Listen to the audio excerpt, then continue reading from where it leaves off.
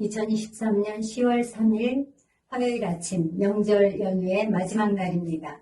오늘도 말씀과 동행하며 드보라처럼 하나님께 귀히 쓰임받는 그런 한 날 되시기를 바랍니다. 오늘 함께 나눌 말씀은 사사기 4장입니다. 사사기 4장과 5장에는 이스라엘의 4대 사사이자 최초의 여자 사사인 드보라에 대한 이야기가 나옵니다. 독특하게도 드보라의 이야기는 4장과 5장 각각 다른 장르로 2번에 걸쳐 기록합니다. 이런 경우는 성경에 딱 2번 나옵니다. 하나는 홍해를 건넌 사건이고 또 다른 하나는 오늘 본문 드보라 이야기입니다. 홍해 사건을 출애굽기 14장은 산문으로 기록하고 15장은 시와 노래로 기록하고 있습니다. 마찬가지로 드보라 이야기도 사사기 4장은 산문으로 5장은 시와 노래로 기록하고 있습니다. 2번씩이나 반복한다는 것은 그만큼 중요하다는 뜻이겠죠? 그렇습니다. 드보라는 성경에서 가장 영향력 있는 인물 중에 한 사람입니다. 그녀는 큰 혼란의 시기에 이스라엘 백성의 여선지자, 사사, 지도자로 활약하였습니다. 그녀의 이야기는 우리에게 신앙과 용기와 지도력에 대한 모범을 보여줍니다. 하나씩 살펴볼까요? 먼저 1절을 현대인의 성경으로 읽어보겠습니다. 에훗이 죽은 후 이스라엘 백성은 다시 여호와께 범죄하였다. 여기서 우리가 주목해야 할 부분은 에훗이 죽은 후 다시 범죄하였다라는 구절입니다. 죄의 악순환이 고스란히 드러나는 지점입니다. 사사의 죽음, 이스라엘의 범죄, 원수들에게 환난을 당함, 회개하며 부르짖음, 사사를 보내어 구원하심이라는 이 사사기 패턴이, 이 죄의 패턴이 반복되는 모습을 볼 수 있습니다. 여호수아의 죽음 이후 삼손까지 사사시대에 이런 주기가 6번이나 반복됩니다. 안타깝고 어리석은 모습입니다. 이는 한 번 죄에 빠지면 헤어나기 어렵다는 그 죄의 속성을 우리에게 증거해 준다 하겠습니다. 이 패턴 그대로 이스라엘이 또다시 범죄하자 하나님께서는 철병거를 900대나 가지고 있는 가나안 왕 야빈을 일으켜서 이스라엘을 잔인하게 통치하게 하셨습니다. 참고로 여기서 야빈이란 사람 이름이 아닙니다. 애굽 왕을 바로라고 하고 블레셋 왕을 아비멜렉이라고 하듯이 야빈이란 하솔 왕을 가리키는 공식 칭호입니다. 야빈이 이스라엘 자손을 심히 학대하자 이스라엘은 하나님께 부르짖었습니다. 그러자 하나님이 드보라를 사사로 세우셔서 이스라엘을 구원하는 이야기가 바로 오늘 본문 여호수아 4장입니다. 그렇다면 오늘 본문의 주인공 드보라는 누구일까요? 드보라는 랍비돗이라는 사람의 아내였습니다. 그 당시에는 여자는 인구 조사에도 포함시키지도 않았을 뿐만 아니라 누군가의 아내로 겨우 이름 불려지는 천한 계급에 속했습니다. 그러나 하나님은 세상 풍조와 상관없이 역사의 순간마다 여자를 택하여 사용하셨습니다. 하나님의 구원은 사람으로부터 오는 것이 아니기 때문입니다. 하나님은 남녀노소 구별 없이 은혜로 부르시고 연약하고 부족할지라도 능력을 행할 수 있도록 세우시고 사용하십니다. 그래서 4절은 드보라를 여선지자라고 부릅니다. 성경에는 3인의 여선지자가 등장합니다. 하나는 출애굽 당시 모세의 누나 미리암이었고 또 다른 하나는 열왕기하 22장에 나오는 훌다입니다. 하나님은 그들에게 예언자적 은사를 주셔서 하나님의 마음을 대변하고 시대를 일깨우는 종으로 사용하셨습니다. 하나님의 뜻을 따라 이렇게 부름받은 드보라는 에브라임 산지 라마와 베델 인근에서 이스라엘을 다스렸고 종려나무 아래에서 백성들을 재판해 주었습니다. 드보라가 늘 같은 종려나무 아래에서 재판했기 때문에 성경은 그 나무를 드보라의 종려나무라고 부릅니다. 드보라의 종려나무. 이 이름만으로도 드보라의 위상이 느껴지지 않습니까? 당시 사사는 전쟁 당시에는 민족의 구원자 역할을 담당했지만 평상시에는 백성들의 송사를 맡아 하나님의 공의가 백성들 사이에서 시행될 수 있도록 돕는 그런 일을 했습니다. 드보라가 백성들에게 그 정도로 권위를 인정받으며 사사의 직무를 감당할 수 있었던 것은 그녀에게 대언하는 능력이 있었기 때문입니다. 어느 날 드보라에게 하나님의 말씀이 임했습니다. 6, 7절입니다. 어느 날 드보라가 납달리 땅 게데스에 사는 아비노함의 아들 바락을 불러다가 그에게 말하였다. 이스라엘의 하나님 여호와께서 당신에게 이런 명령을 내리셨습니다. 너는 납달리 지파와 스불론 지파 사람 10,000명을 이끌고 다볼산으로 가거라. 그러면 내가 철 전차와 많은 군대를 거느린 야빈군의 총사령관 시스라를 기손 강가로 이끌어내어 내 손에 넘겨주겠다. 하나님은 정확하신 분이십니다. 전지하신 분이십니다. 어디 사는 누구를 불러야 할지, 어떤 지파에서 몇 명의 군사를 동원해야 할지, 그들을 어디로 이끌어 어떻게 승리하게 할지를 다 아십니다. 여기서 잠깐 여기 우리에게 매우 익숙한 산 이름이 하나 나옵니다.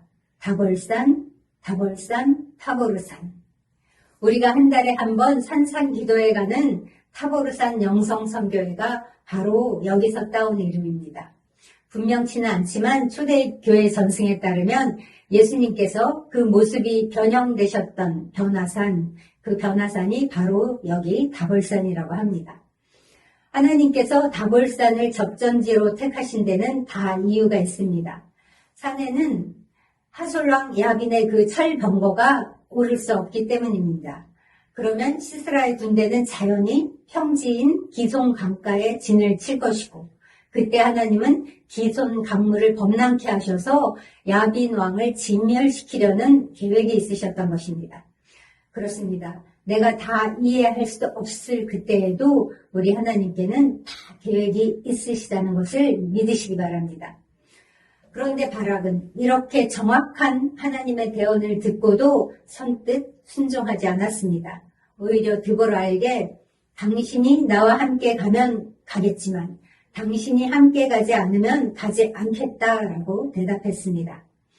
하나님께 받은 소명을 감당하기에는 내가 여전히 자신이 부족하다고 느꼈기 때문이었든지, 아니면 드보라의 예언을 믿지 못했기 때문이었든지, 아니면 그 대적들에 대한 두려움 때문이었든지, 아니면 하나님보다 사람을 더 신뢰했기 때문이었든지, 그 원인이 무엇이든 그 결과 바락은 승리의 영광을 빼앗기고 말았습니다. 9절에서 드보라는 좋습니다. 그러면 내가 당신과 함께 가겠습니다. 그러나 여호와께서 시스라를 한 여자의 손에 넘겨주실 것이므로 당신은 가도 승리에 대한 영광은 얻지 못할 것입니다. 라고 대답했습니다. 바락이 시스라의 군대와 싸워서 승리는 할 것이지만 그 결정적인 승리는 여인의 손에 의해서 이루어질 것이라고 예언한 것입니다. 이것은 우리에게 전쟁의 승패는 군사의 많고 적음이나 훌륭한 경기에 달려있지 않고 오직 하나님을 의뢰하는, 신뢰하는 그 믿음에 달려있음을 일깨워줍니다. 드보라가 바락의 소극적인 태도에도 불구하고 순순히 바락과의 동행을 허락한 까닭은 하나님께로부터 오는 그 지시와 명령을 바락에게 대언하기 위해서였을 것입니다. 사랑하는 성도 여러분, 진정한 승리와 그 영광을 누리기를 원하십니까? 그렇다면 하나님께서 부르실 때 믿음으로 순종하시기 바랍니다. 바락처럼 이런저런 조건을 달지 말고 즉시 순종하시기 바랍니다. 내 생각과 말씀이 다른 것 같을 때 말씀이 말씀되시게 하는 것, 그리하여 하나님께서 예비하신 승리의 영광을 빼앗기지 않는 저와 여러분이 되시기를 바랍니다. 14절에서 드보라는 일어나라, 이는 여호와께서 시스라를 내 손에 넘겨주신 날이라 라고 말합니다. 바락에게 마음을 굳게 하여 전투에 임하라 라고 명령한 것입니다. 드보라가 이처럼 바락에게 담대히 명령을 내릴 수 있었던 것은 여호와께서 이스라엘 앞에서 친히 인도하심을 확신했기 때문입니다. 드보라는 과거에 출애굽기 노정에서 이스라엘을 위해서 앞장서서 싸우시고 그 길을 인도해 주셨던 하나님께서 이제 시스라와의 싸움에서도 동일하게 역사해 주실 것을 굳게 믿었던 것입니다. 15절입니다. 여호와께서 시스라와 그의 모든 군대를 바락 앞에서 패하게 하심으로 시스라가 자기 정찰을 버리고 달아났다. 여기 패하게 하심으로 라는 여기 패하다라는 말에 해당하는 원어의 뜻은 하나님의 초자연적인 이적에 의해서 군대가 참패당하는 것을 의미하는 말이라고 합니다. 하나님께서 바로의 병거와 마병을 홍해에 수장시키신 것처럼 말이죠. 그럼 시스라가 이 전차를 버리고 혼자서 도망치기까지 어떤 초자연적인 일이 일어났던 것일까요? 그 이유가 여기 4장에는 나오지 않습니다. 그러나 시로 노래한 5장에는 나옵니다. 5장 21절입니다. 기손강의 급류가 그들을 쓸어버렸으니 내 영혼아 힘차게 행진하여라. 즉 하나님께서 갑작스럽게 기손강을 범람시키셔서 그 주변 평지에 집결해 있던 시스라의 철병거와 그 군대를 휩쓸어 버리신 것입니다. 그러니 그 진흙탕이 된 평지에서 그 철병거는 무용지물이 될 수밖에 없었고 시스라는 도보로 걸어서 도망칠 수밖에 없었던 것입니다. 전쟁에 패배하고 모든 군대를 다 잃고 겨우 목숨만을 건진 가나안 군대 대장 시스라는 동맹 관계에 있었던 겐 사람 헤벨의 아내 야엘의 집으로 도망쳤습니다. 시스라는 헤벨의 집으로 가면 안전할 줄 알았습니다. 헤벨의 가정과 하설왕 그 야빈이 전부터 친숙하게 지내는 그런 막역한 사이였기 때문입니다. 야엘은 시스라를 환대하여 그의 경계를 늦추고 그리고 방심하게 만들었습니다.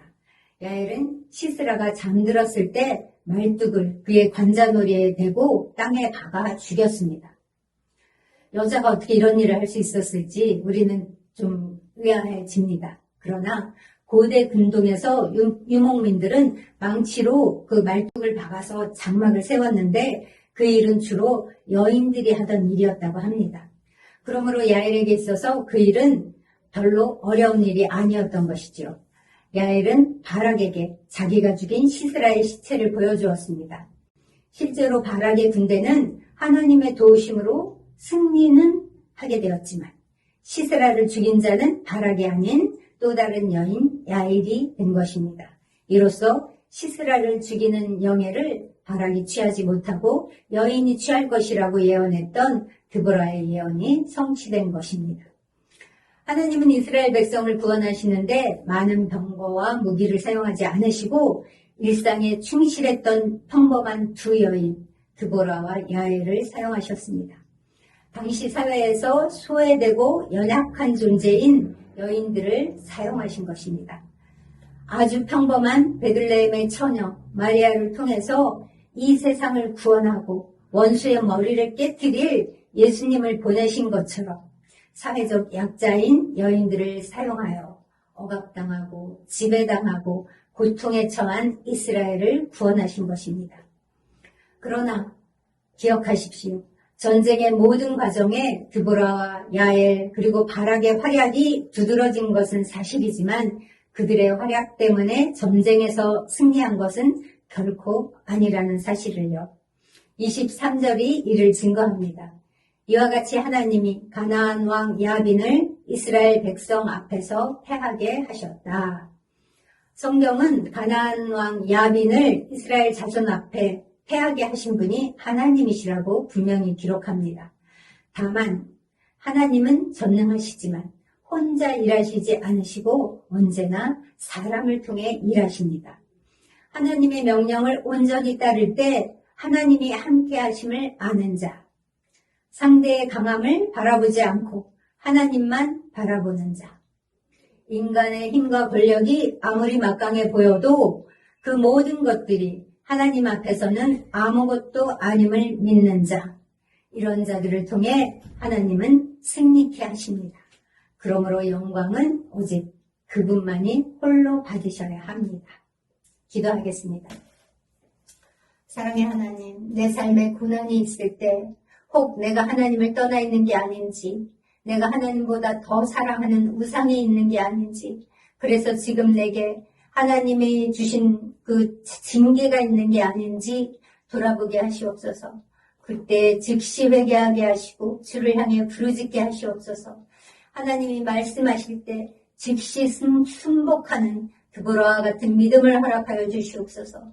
하나님의 동역자가 되는 영광을 빼앗기지 않도록 인도하시고 축복하여 주시옵소서. 오늘도 우리 삶 가운데 찾아오셔서 말씀으로 일깨우시고 인도해 주시는 좋으신 우리 주 예수 그리스도의 이름으로 기도합니다. 아멘. 이제 말씀을 기억하며 기도하시기 바랍니다. 하나님이 말씀하실 때 즉시 순복하는 드보라와 같은 믿음을 주시옵소서. 기도하시고요. 주님의 영광만 드러나는 삶 살아갈 수 있도록 인도하여 주소서 기도하시겠습니다. 그리고 세 번째, 이번 주 금요일에는 산상기도회, 여기 나온 타보르산 산상기도회가 있는 날입니다. 이 이름을 기억하며 그 타보르산에 우리가 함께 오르는 그런 귀한 일, 동역하는 일, 동참하는 일에 주님 우리가 자원하여 자발적으로 참석하겠습니다. 함께 기도하시기 바랍니다.